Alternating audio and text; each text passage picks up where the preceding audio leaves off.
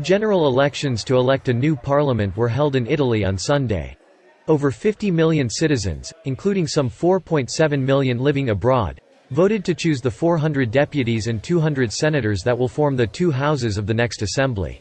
A right-wing coalition and a center-left alliance are seen as the main contenders.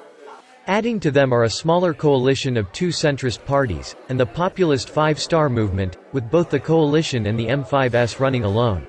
The right-wing alliance, made up of the Nationalist Brothers of Italy, the League, and center-right Forza Italia, appeared to be leading in all opinion polls published up to 2 weeks before the vote.